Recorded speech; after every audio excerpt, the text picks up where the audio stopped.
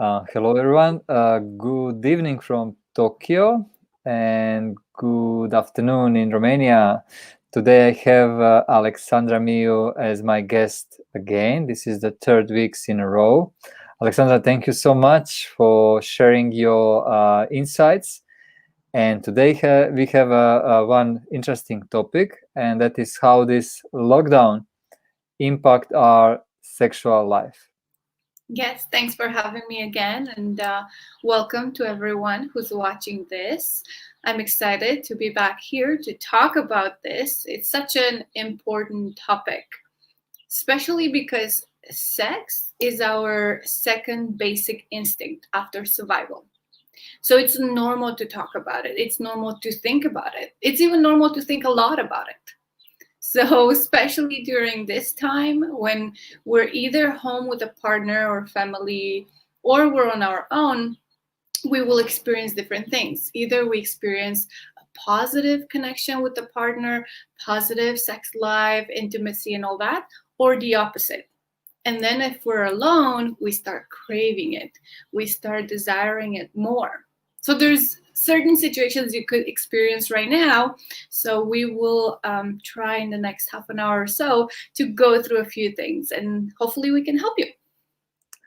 Absolutely. I'm sure we can help, especially you with your expertise. So my first question is what I found during this lockdown globally. In Japan, it's kind of soft lockdown, but it's still lockdown. Mhm. That many people are talk more about sex or exchanging the sex materials, but I don't get the feeling that actually they're enjoying sex. So as you said, this is like the second of our like Basic instinct. basic instinct. Like we have first to survive, and then we have the sexuality or sex. So why is that happening right now? Why people are talking more, even if they maybe consume less? What is the background of this? Yeah, it's an interesting question. So if we think of like back in the day and we think of the Maslow pyramid, right? The survival base is always there. Even if you take our intelligence away, you take everything that makes us who we are still going to be driven by survival, by being protected and survive. And then the next thing is to procreate because we survive, we want to multiply, and then we want to protect that. So it's a normal instinct, a normal aspect of our life. Now, what happens, I think, we talk a lot about it. Maybe we're more open to it now because there's less distractions in our life. So we're not distracted by work, we're not distracted by hanging out with friends or by doing other things. Especially if you have to stay inside or you don't have to go to work, you work from home and your world has shrinked to your apartment or has shrinked to your family. Now, this aspect of your life becomes a lot more predominant in your life because it's always been there, but there's so many other elements that come on top and then take our attention and then they pull us away. But now you don't have that, so then you can start centering back to it because it's still part of your life. It never goes away. This sexual energy, I always call it the life force energy because you come to life through it. So now you get to talk about it more, you get to be more curious, you get to think about it more, which is normal. But then there are other factors that could impact and you not experiencing it more. Because I was reading something and it was saying we worry about sex when we're not having enough of it.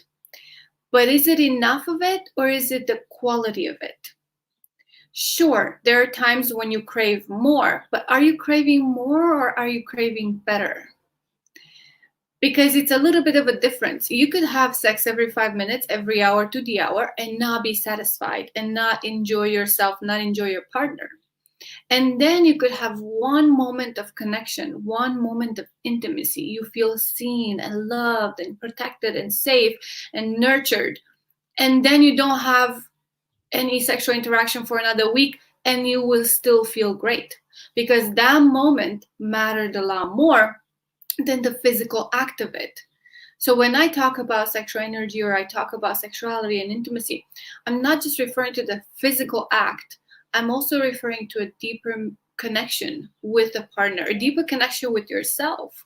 Like for those who are alone at home or they don't have a partner, they're single, Yes. Mm-hmm. you can still be connected with yourself. You can still be intimate with yourself. In Tantra, we don't talk about masturbation, we talk about self-love. You love your body, you nurture your body, you care for your body, and you pleasure your body. It's a bigger aspect than just rubbing one off, you know? Can I jump in? Yeah, I think this is the very key for understand how we can use sexual energy in this difficult time, maybe economical difficult time. I don't see that this is very difficult time if you're at home. So you have plenty of time to research more about yourself, about your body, about how you can enjoy with yourself and with your partner.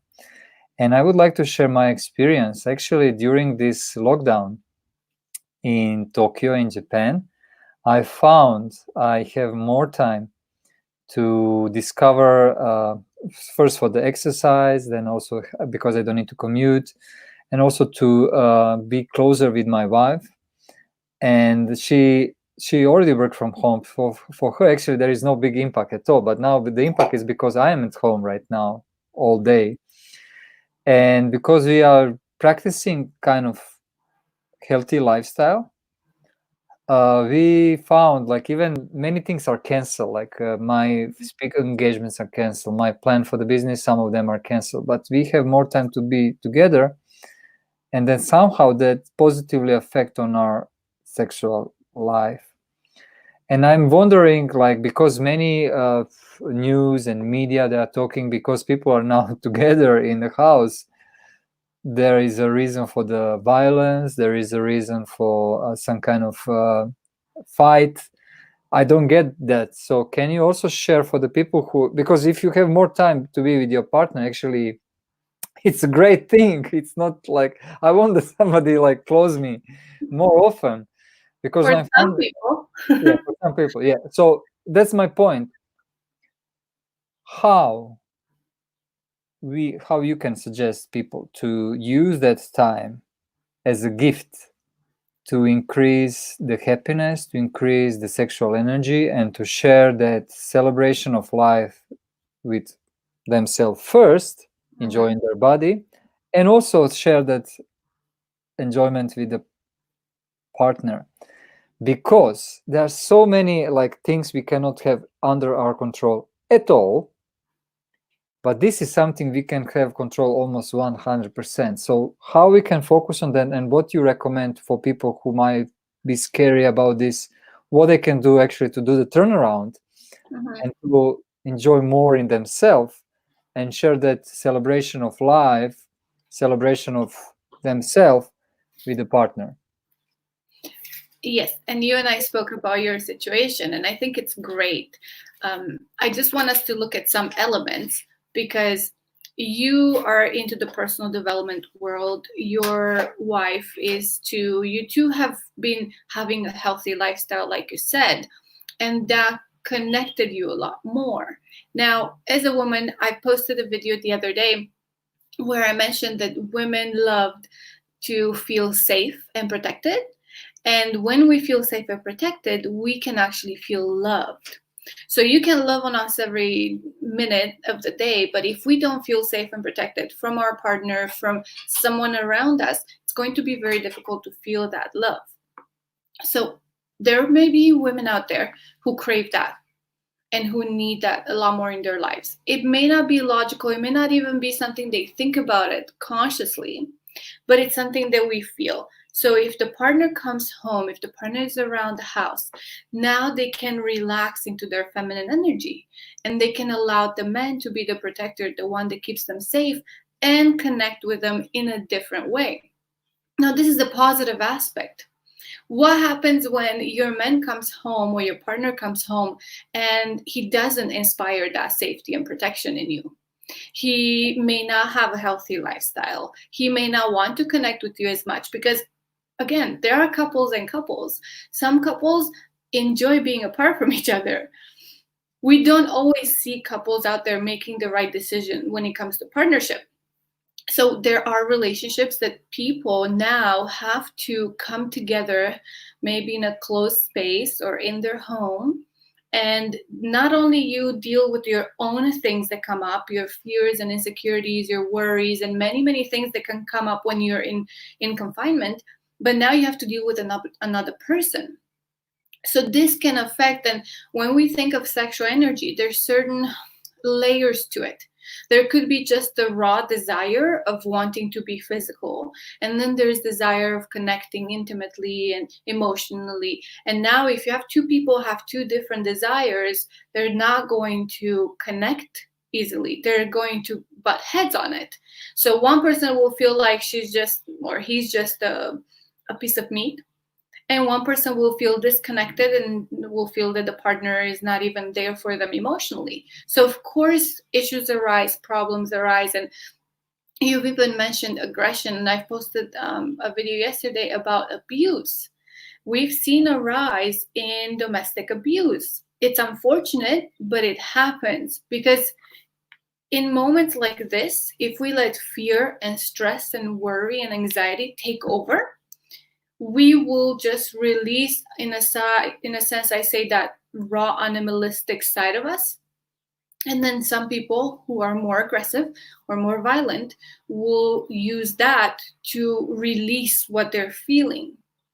And in a sense, it could also come from many different things, from past history, past baggage, past trauma, from sexual energy that has been like locked up and it's not utilized and is not flowing properly. But that's for everyone to discover, either on their own or with some help. When it comes to couples wanting to experience a better connection during these times and connect easily and have more intimacy, I always recommend to be open and communicate honestly with each other, not to the point of blaming or putting guilt on the other person. Hey, you're not there talking to me, or you're just watching TV all day long, or you're just sleeping half of your day. That's never going to take you anywhere.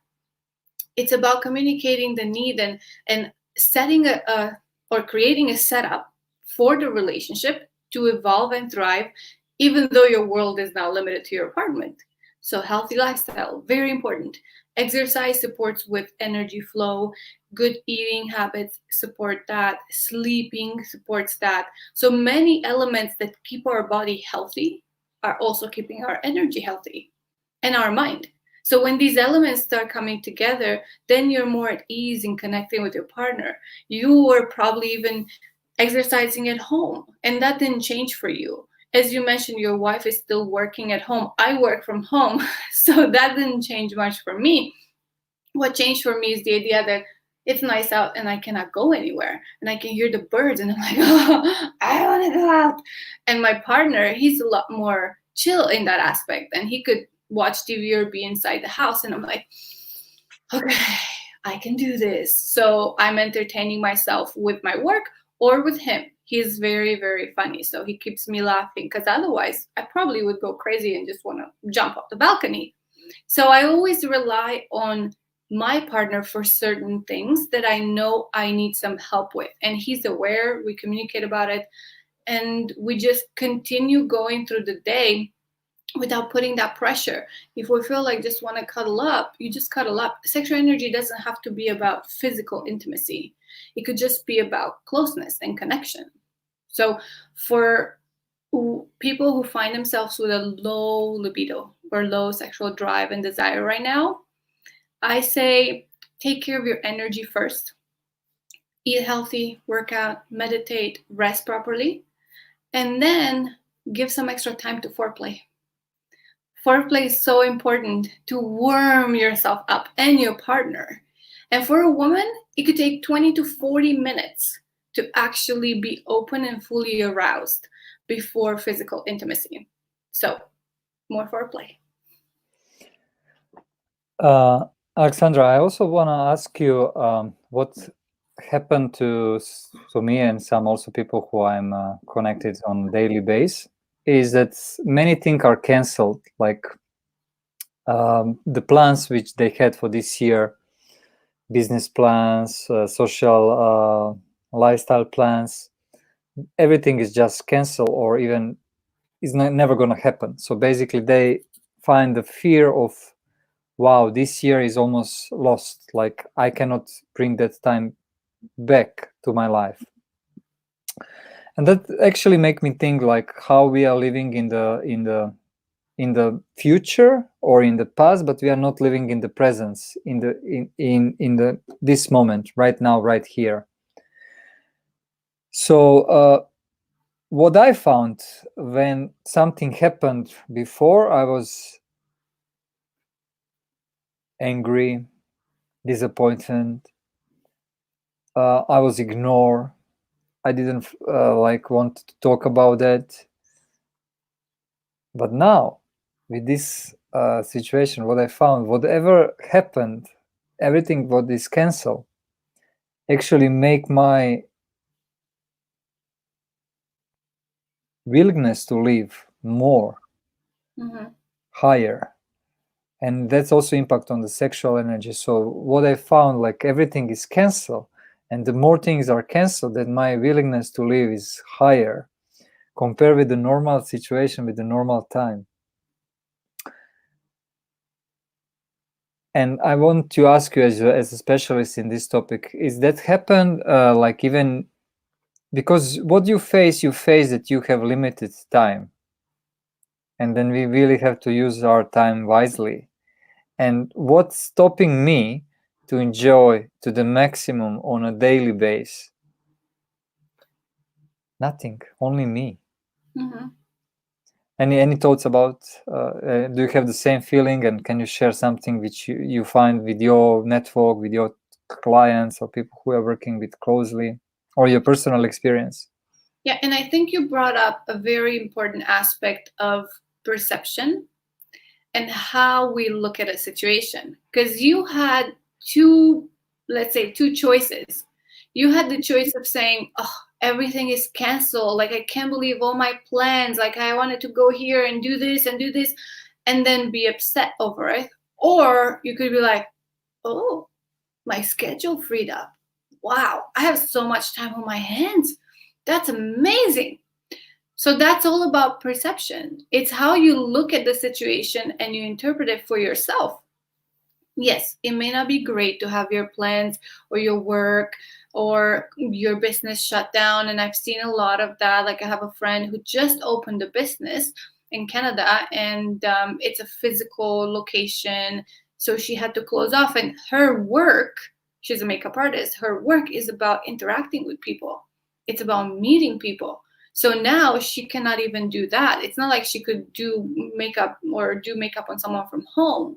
So she completely had to kind of shut down all her operation. So now in her world, it could be either, oh my gosh, what am I doing? I'm screwed. Or, okay, this happened. I don't have control over it, like you said. How can I pivot? How can I shift, and what can I do where I can still utilize my skills and continue providing value to people? And she's considering doing online tutorials. So there's always a way to be creative, and that's the beauty and the beautiful part of sexual energy, because it's creative energy. It's very powerful energy that you can put into anything and everything, and you can utilize it in many, many ways. It's not just about being physical with someone. There are many examples and many books that talk about this. Transmutation. You transmute this energy into other areas, like workout, your work, creative projects. You can start writing, you can start creating videos. There are many, many ways that this energy can be employed in your benefit. So, like you talked about being present, when you're present, and your energy is flowing and you release this energy through your body. You can do that with breath work by just visualizing the energy like a ball of fire, and then you utilize it to go up through your body at the top of the head. When you're open to these things, ideas come to you. Things may come up to you while you're taking a shower or while you're just replying to an email, because now you're so immersed into that present time into the moment where you're not pulled in so many directions. Turn on TV, turn on radio, turn on a song, turn on and see if you can think straight. And there's so many things at you. But just let your room be quiet, complete quiet. Just breathing, just observing your own breath or your energy and just being present. I bet a lot more things would come up then. So that's why I like this part. That's why I like my work. It's not just one dimension. There's so many things that come out of this. And regardless what we're going through right now, I believe we have the immense capacity to pivot and to bounce back. We've been through worse than this. Humanity has seen wars and has seen destruction, like destruction, and we bounce back. We just have to keep that, not just positive outlook, but to keep that faith and the hope and the belief that yes, I can. I will be able to. I'm capable of. And sure, you may have moments when you don't feel that way. You may have moments when you feel down, alone, stressed. That's okay. We all experience that. I experience many different things. I find myself to be like a chameleon when it comes to emotions.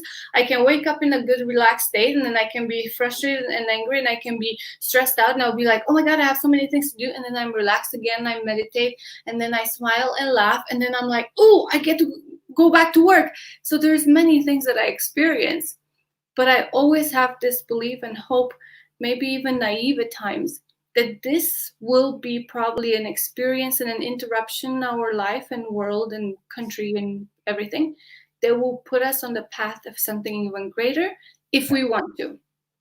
The same with the relationship. Talk about connection, you and your wife.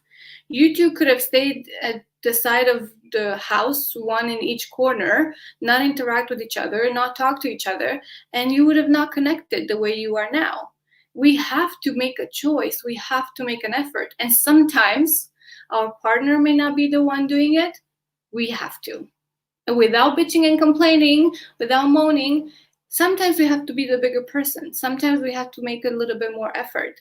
And sometimes we have to be the one that gives an example to the other one.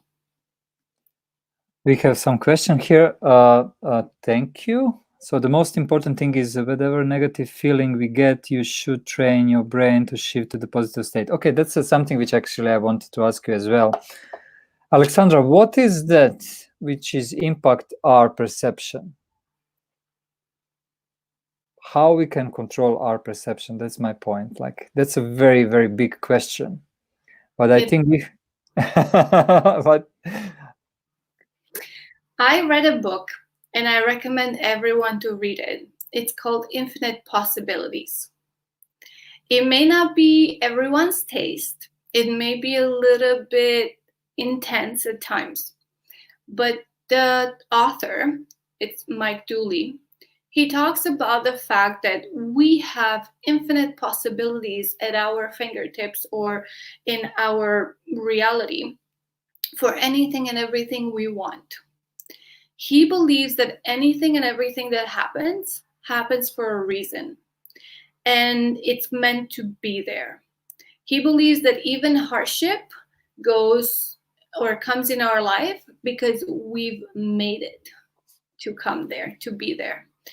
He also talks about the decisions that we make, and he talks about what we choose to do in our life pulls other things in. So we have the choice of looking at things in different ways. And it's not something, yes, we train our mind to be positive, but it's not just about being positive. That's because sometimes I know people may even tell me that I'm naive and I'm childish and I'm overly positive. It's not just about being positive. It's about seeing an outlook that works for me and for others. So I divorced, right? I was married. I got a divorce. I was married for 5 years. I got a divorce like 12 years ago. The experience was not positive. I had a lot of stress, a lot of anxiety, a lot of heartache going through that experience.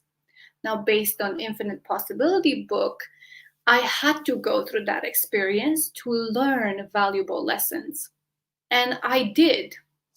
I had to reevaluate my decisions of what am I looking for in a man, in a partnership. I had to recognize I had trauma related to my childhood. I had to not only count on myself, but pick myself back up. So it strengthened me. It showed me that at one point we could look at the string of our life, all the experiences in our life, and see negative and heartache and suffering and attach ourselves to it and suffer more. Or see it as, yes, it wasn't an easy experience, it was hard. I went through it. But when I start looking at it from like a third party observer, I don't suffer anymore. I see it as an individual experience that I went through. I experienced it emotionally. I learned from it and I moved on. And we all do that all the time. All the time, with divorce, with work, with family, with anything. You look at like points in your life and you always experience this. So I love that book, Infinite Possibilities, because I utilize that in my affirmations, in my visualizations. I'm dealing with this right now. Okay, what are my infinite possibilities? What is there that I can actually start employing for my life, utilize it in my benefit, and to support others? It's not just because I'm one individual here, but we create ripples with anything that we do. Even with relationships, there's a couple I really love and I've met them. I've done a podcast with them. And they are such an interesting couple because they almost broke up after 10 years. They almost divorced. And they reframed the whole relationship. They came back with new eyes, with better communication. And when I see them, I'm like, I wish they were my parents, but I also wish I am like them when I'm in my 50s. Because they are so amazing together. They can make fun of each other. They can connect with each other. They look at things that come into their life. Like they've done a podcast now. They found out the husband has a daughter that he never knew of. And that daughter just gave birth. So this man has a daughter with someone else. And the wife said, oh my God, I'm going to be a grandma. Yes. So it's not just she's being positive. She just shifted her perception. Okay, my kids don't want kids. I thought I'm not going to be a grandma, but my husband just got a daughter who has kids, so I'm a grandma. She chose to look at it differently. She chose that possibility and created something with it that benefited her and other people. So that's what I love about this. It's not just being positive. I think it's recognizing the possibilities and opportunities that are in our life.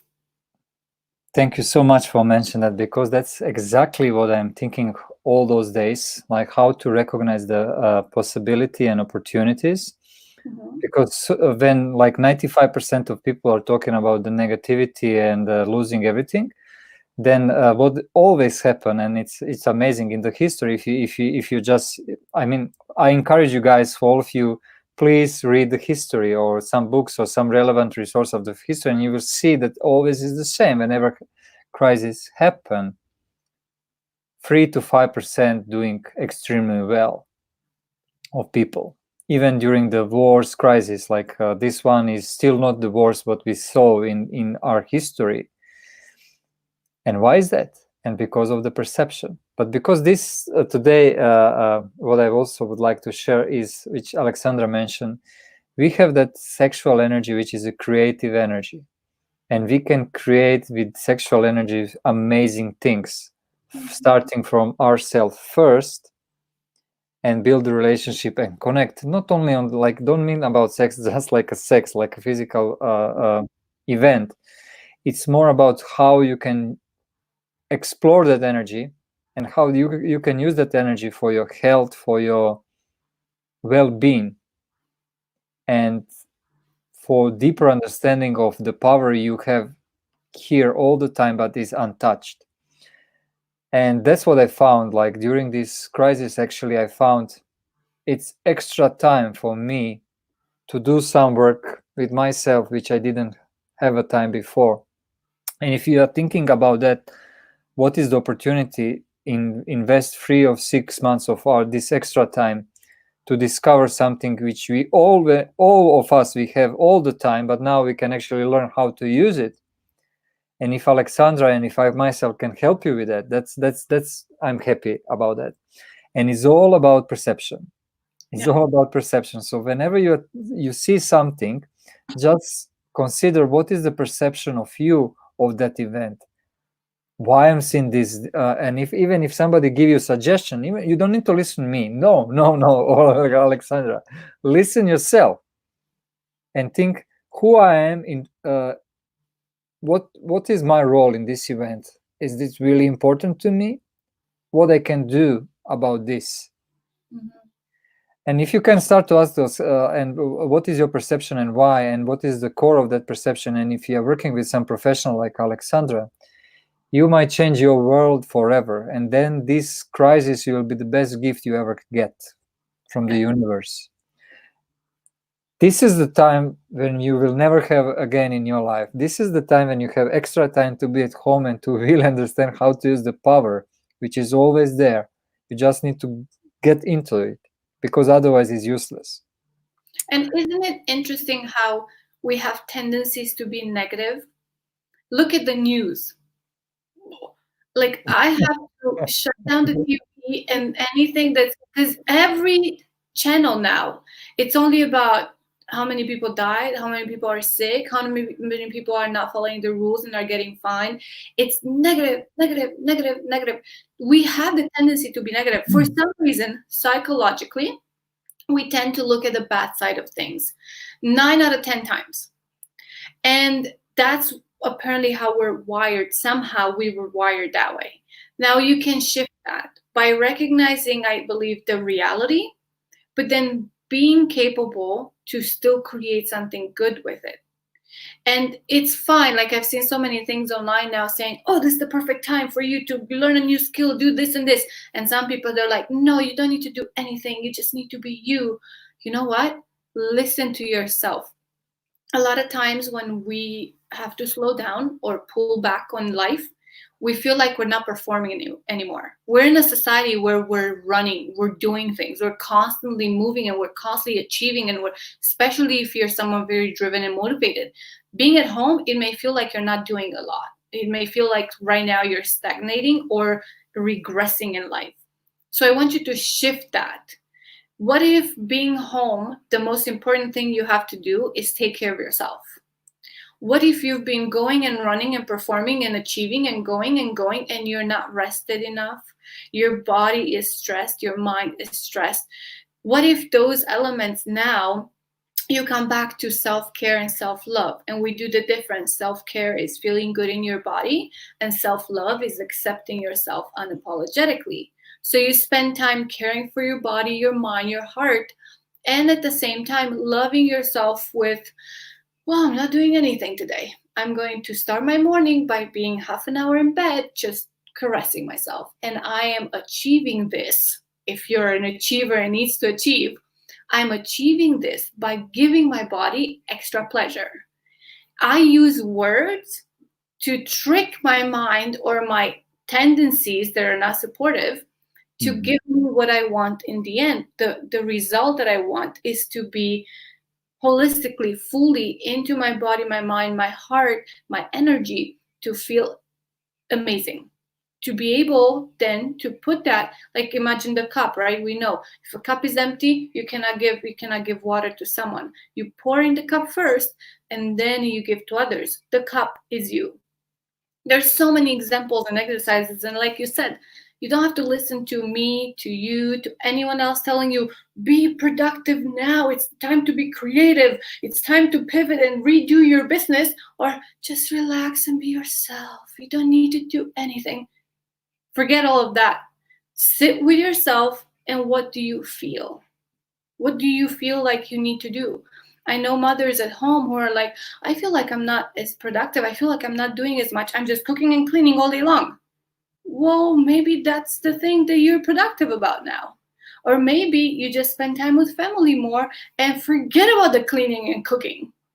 I mean, sure, you gotta eat, but you're figuring that out. So there's many ways to pivot and reframe things and trick your own mind to believe it. I use affirmations all the time. I journal.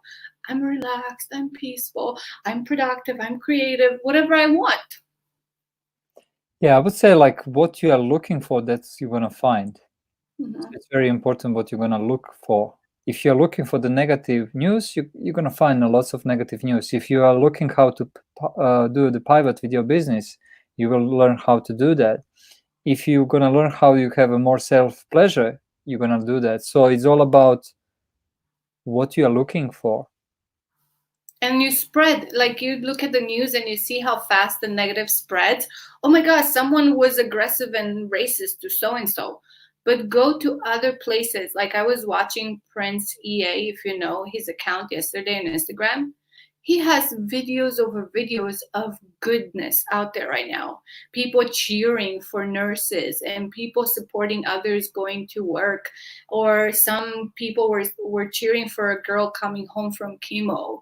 There's so much good out there, but we don't look at it. We don't search for it. So the same with your relationship. You could sit there and bicker because your partner didn't put their socks away or something. Or you could look at this and say, we haven't spent time cuddling for 2 hours doing nothing. How would that feel?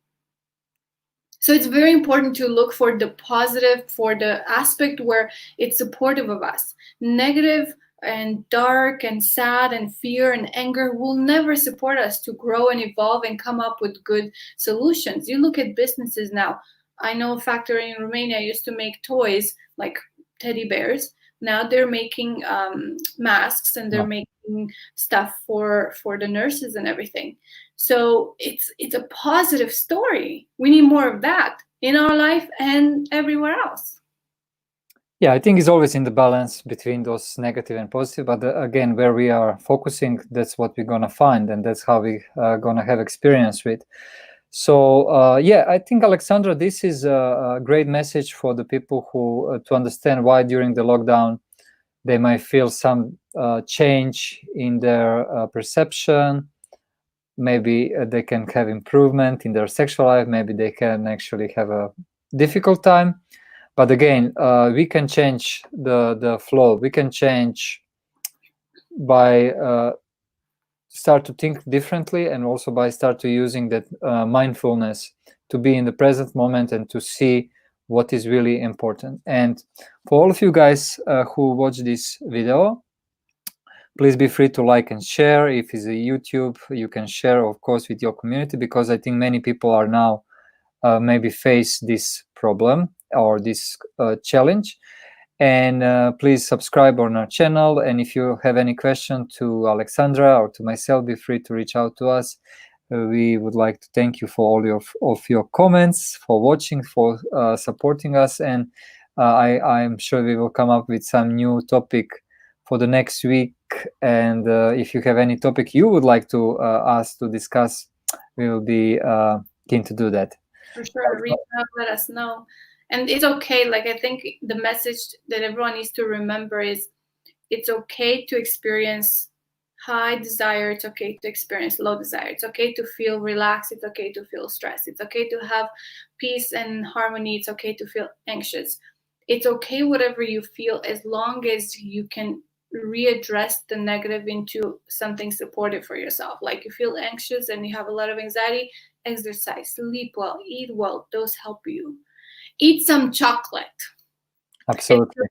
It's so funny because aphrodisiacs, right? What are aphrodisiacs? They pump our blood. They create the blood flow a little bit easier. So any aphrodisiac is not because, oh my God, it arouses you. It supports your body to arouse. So eat some chocolate, eat some bananas, eat something that really support your blood flow and your energy. So you just gave me an idea. Maybe for the next week we can talk about the aphrodisiac. What kind of aphrodisiac we can use at home to. There's so many now in your cupboards. Actually, I have so many examples of herbs and food, like fruits and veggies, that really, really support as aphrodisiacs that you didn't even expect that they are. It's how for your body and your mind, and then you move through it. So remember, it's okay to feel a little down these days. Just don't be stuck there. And if you need help, you reach out. That's why we're here. Exactly. Alexandra, thank you so much. Thank you all for watching this video in live or recorded version. Please let us know about your question, concern, ideas, like, hate, whatever. as Alexandra said, it's your choice and your perception. Thank Yeah. you. Thank you.